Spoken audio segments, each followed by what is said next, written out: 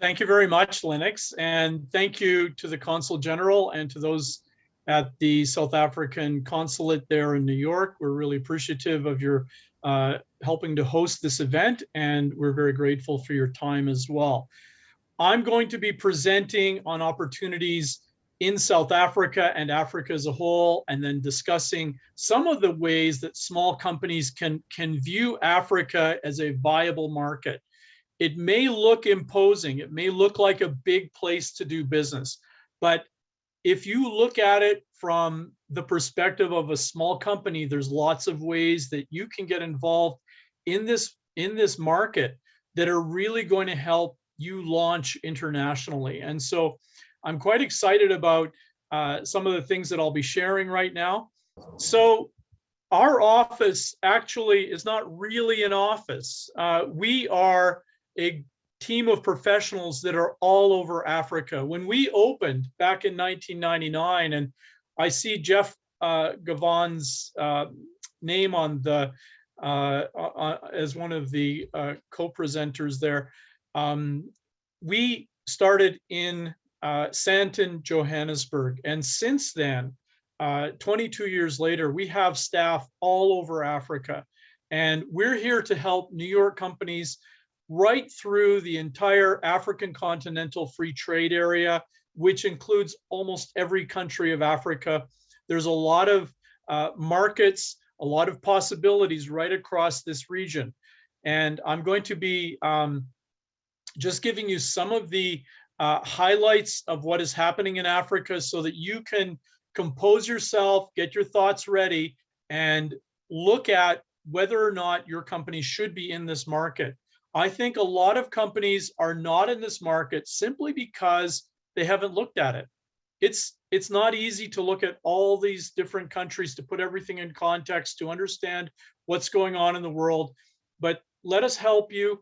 I want to not just really describe the African market, I want to put it in context for you, because what we don't want you to do is to go into a market that you're not quite ready for when you might be ready for another market. And really, Africa is it is a key market for some companies, and some companies it can be really a life-changing market in terms of creating a generational aptitude for your company to benefit over the next decades.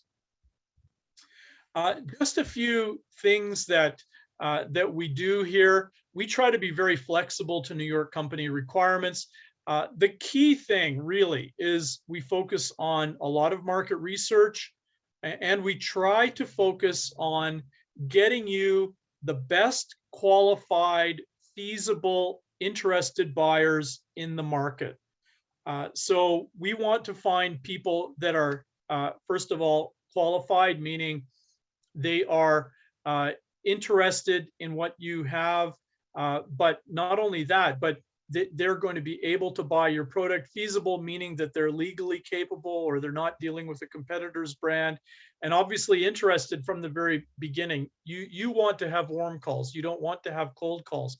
So what we do is we create a list that we have helped to filter down to bring you the best buyers in whichever country market or a regional market that you're looking at.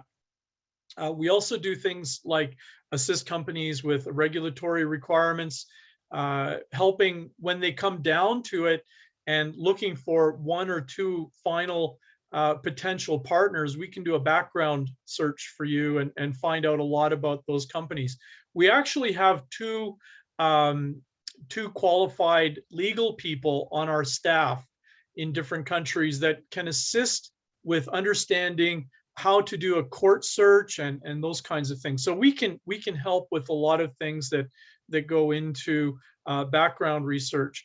And then, of course, when you travel or if you want to do meetings virtually, we set up those appointments with those qualified, feasible, and interested parties who are often the very best ones in the countries that we're working in. We work right across a range of events, trade shows, trade ventures, as we call them, when we're dealing with virtual or individual companies. And we also set up workshops and do one day or multiple day symposiums in specialty sector areas. So we're also very well adapted to doing that. Now, we're not an event company. What we are is a company that really focuses on people's needs and how those can be translated into transactions, and then how those transactions can be promoted into revenue for your company's requirements. So our team is really based on not just writing reports, but getting down to the sale, bringing you right to the people who want to hear your sales pitch, and bring them to you. Now, I will tell you that New York has some of the best people in the world in different offices all over the world. Use our services. Look at the markets where New York does have offices. Don't just look at Africa, but look at the other ones around the world, and you'll know that you should be able to deal in confidence with any of these teams. So we're grateful for that.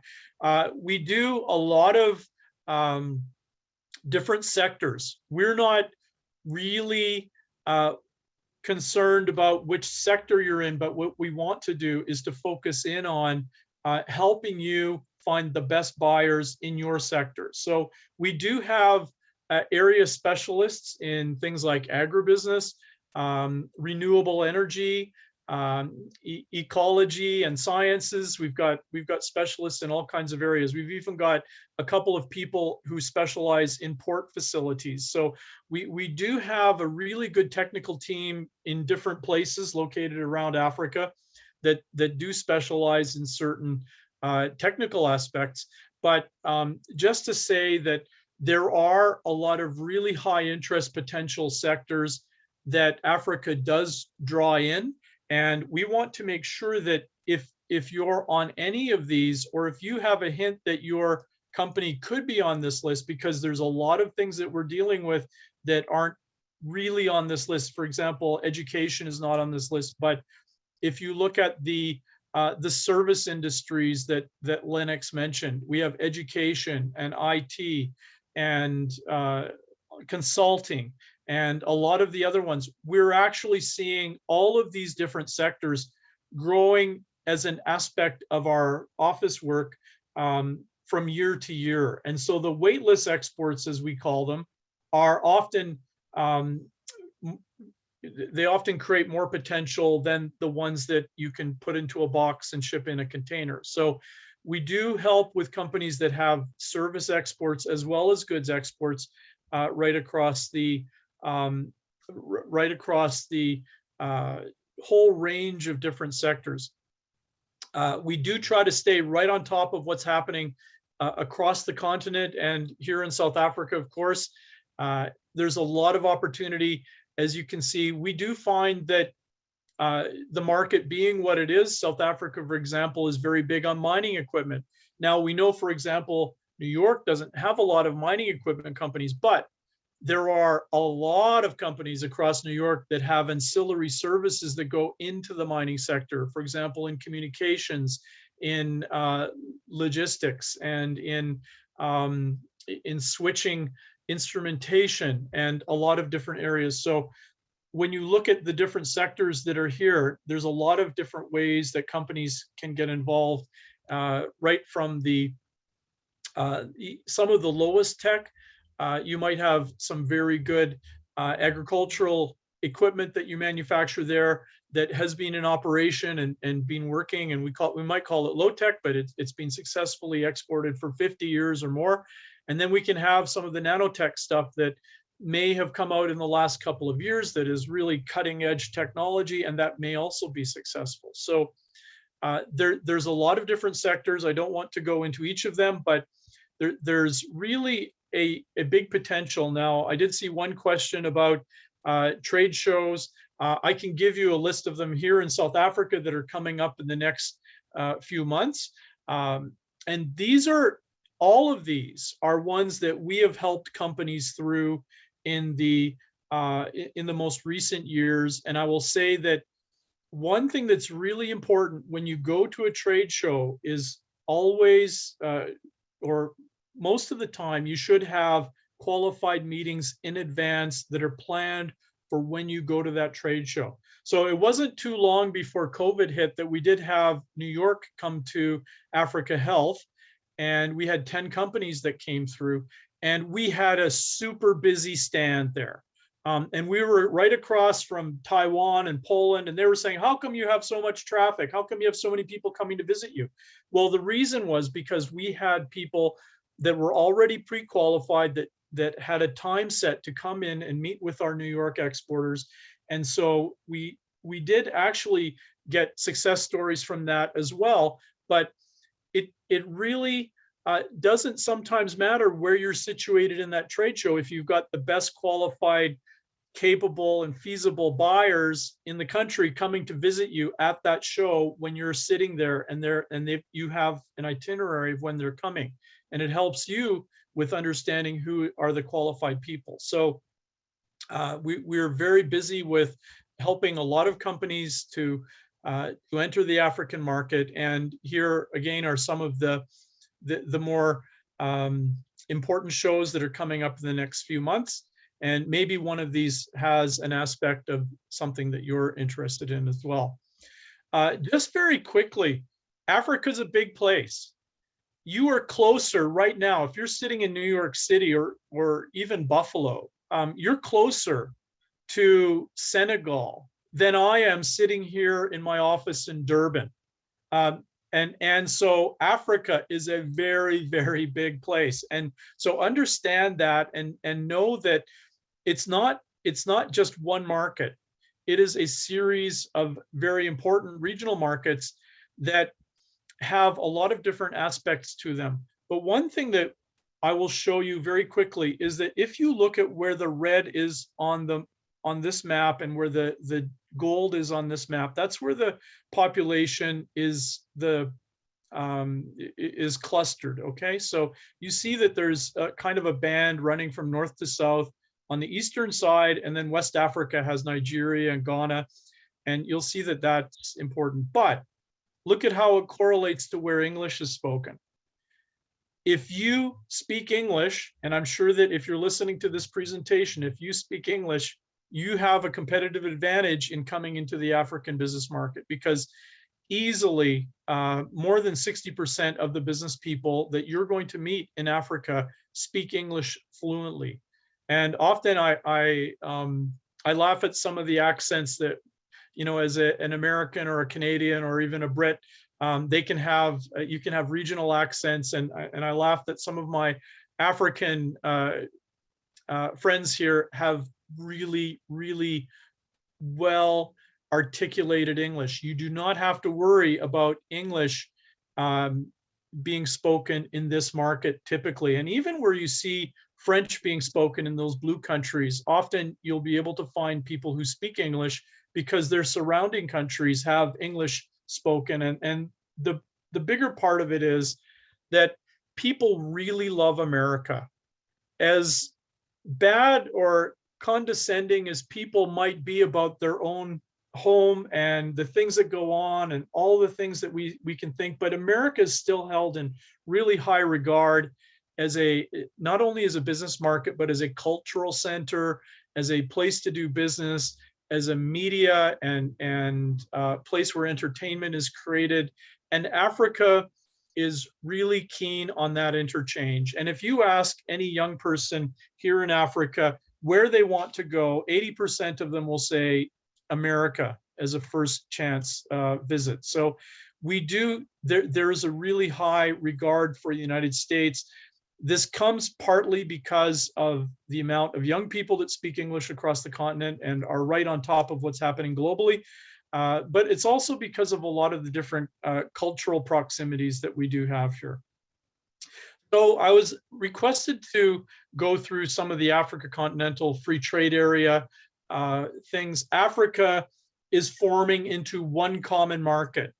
And in a very short time, if it hasn't already, the population of this common market is going to surpass China's. And so by geography, as the Consul General pointed out already, by geography, it's going to be the largest common market. By the number of countries involved, it's going to have the largest common market, but by population as well. and I'm expecting this probably to happen over the next year or two. We will be surpassing the population of China, which is, of course, one common market. But if you look at which countries are now fully in the free trade area, if you just look at the ones in the magenta color here on this map, you'll be able to see which ones have fully ratified the protocols and are putting together the common market core countries. So there's a few that are still coming, and we're expecting full ratification from, I believe, all of the countries who have signed on, except for Eritrea, which hasn't signed on to the accord. And here's just another something that tells you how many countries have signed up versus how many have have ratified. So 43 countries have ratified it, 54 have signed it. And we're expecting the final 9 countries to be ratifying relatively soon. So how is that important to an American exporter? And I'm watching the time here. So the first thing is that, yes, it's a common market that has a common internal tariff, which is very important. This is what is happening here. Africa has seen what the European Union has had and has been. Africa will not be another European Union exactly. If you want to go back into your economic history, it might be closer to the European Economic Community. But we want here in Africa to make sense of a large common market without all the politicization, without a lot of the troubles that Europe has gone through. And so we've looked at a lot of different regional groupings. In fact, Africa has had a number of regional economic groupings that have been very successful over the years. In fact, the first customs union was created in 1910 between South Africa and its neighbors to create the Southern Africa Customs Union. So Africa is no latecomer to any of this. But effectively, for an American exporter, you're going to have one common set of analytics. Or when you start to understand how to get into one country, you're going to understand a lot of how to get into the other countries of the continent in terms of your regional abilities. So rules of origin, those are going to help. Standardization and conformities. So what we would refer to as a rubber tire or a hubcap or whatever you're trying to sell over to Africa, there's going to be common definitions. And so if you're selling one type of pharmaceutical to one country, it's going to be the same type of pharmaceutical to another country. The other thing that we're looking at is the phytosanitary requirements. And this is going to be very important. And this is something that's under discussion right now. So having one common set of what is required if you're shipping over food or a type of product that is typically perishable, then you're going to be able to understand one market as a commonality. So very similar to how the CE mark or the European Union has, we're trying to develop that here. And we also understand this is not an instantaneous, it's not really an instantaneous thing. Europe took decades to get there. Africa will as well, but Africa is already well on its course. So just understand that for an American exporter, you will be getting into a big market that's going to be easier for you to get into simply because you'll be able to understand the market a lot easier. Africa is not one country, it's 55 countries. So understand that, and then, but look at where those 54 countries that belong to this common market grouping are able to come together. So right now, there's a series of regional markets that exist that have typically very good and close relationships. And I'm not going to go into that because we're running out of a bit of time, but I just want to tell you that Africa's population is growing very quickly. By the end of this century, Africa could possibly have more than 40% of the world's total population. This is significant. Africa is right now the only region of the world that is growing by population. India has kind of gone static, so they're not growing, nor their natural birth rate is not exceeding the death rate. But in Africa, we still have a very strong growth rate, and that means that we're trending larger in terms of relative size of population. Now, every other area of the world is declining very precipitously, which is interesting. But Africa's got a very strong growth dynamic, and we're a very young continent. The average age in Africa is 19 and a half years old. Some countries, the average age is under 18. And when you have a dynamic like that, you've got people who are under 32 typically controlling the voting bloc. If they get the vote out, they can elect whomever they want. And a lot of countries have democratized very well across Africa. And so we're seeing that there is some pushback by some of the older elites to keep these younger people who have full of energy and are trying to enact a lot of changes. But interestingly, we do have a dynamic here that's very strong. Consider this: by the end of this century, or not even that long, Africa will have more than tripled its population, or almost tripled the population. China will have halved. And it looks like America will be stable. Europe is declining very quickly, and South America isn't in really great shape either, but America is actually in a good demographic position, with Mexico next door with a younger population. And so there's a lot of potential for interaction where you have mature companies with good technology, and you can tie into a very youth-oriented market such as Africa, which has right now approximately 200 to 300 million, depending on how you count it, young people in the middle class. And this number is going to be growing significantly over the next coming years. Here's another interesting factor: that Africa in the next decades will have most of the world's new labor entrants. So understand that and know that this is really an important market. Now, Africa is not staying poor. The GDP per capita, or the per person income in Africa, is rising, and it's getting, so Africa is not only becoming more important demographically, but it's becoming more important economically. If you're listening to this right now and you didn't know any of this, then by all means, come back to me. We can have a discussion, or you can talk to one of the trade advisors, and we can talk to you about getting into the African market. What is really core to this: it doesn't matter how much money you have in a market, doesn't matter how many people you've got. What matters is, are those people interested in buying your product?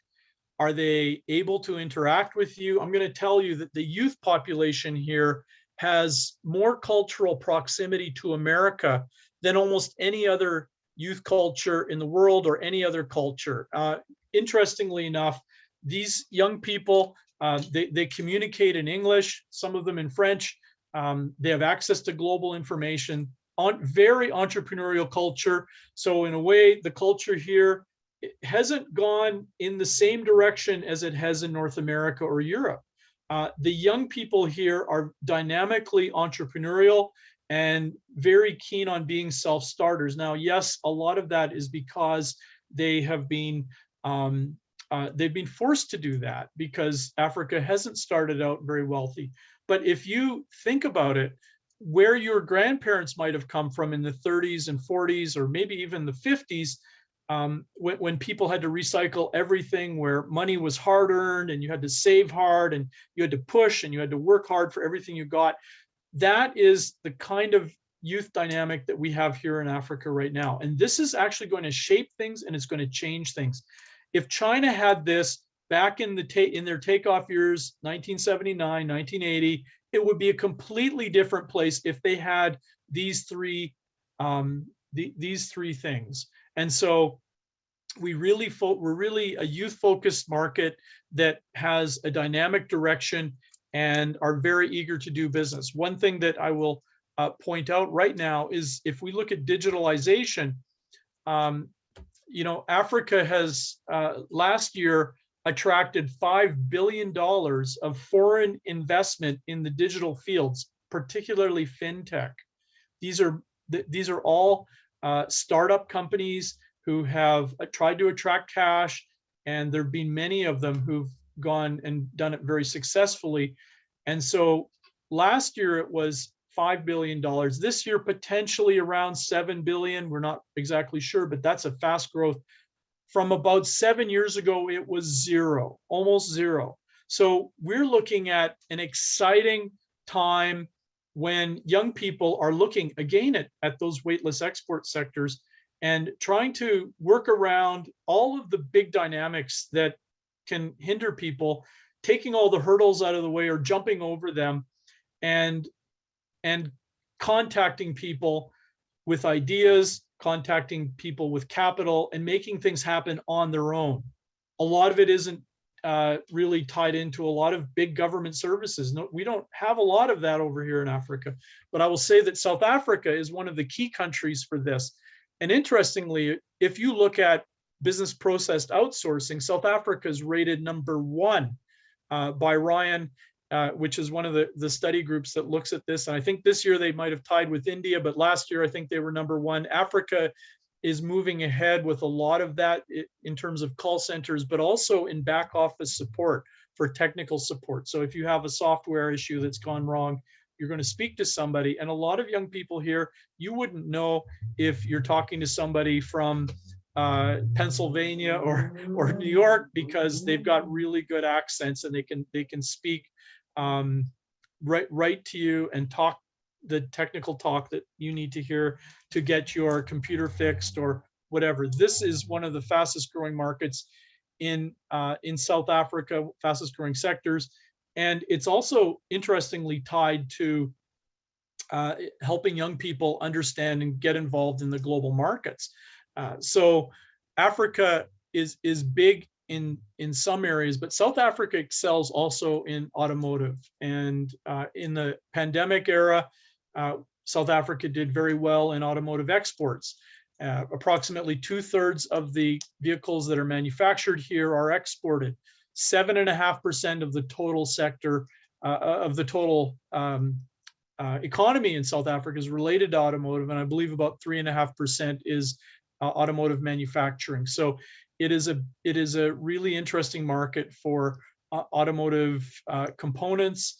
We've got over 135 component manufacturers here, plus many major OEMs in passenger vehicles and in trucks, typically based up in Pretoria and in Durban, but there's other component manufacturers and OEMs based in the Eastern Cape as well.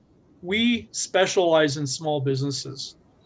We're not worried if you've got 400 employees. What we want to see is, do you have the energy to put into the market, and do you have an appropriate product line or service line that's going to match the needs of the market?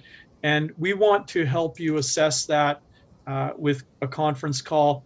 And we want to make sure that by the time we start working on your requirements over here, that you're already qualified to take on the market.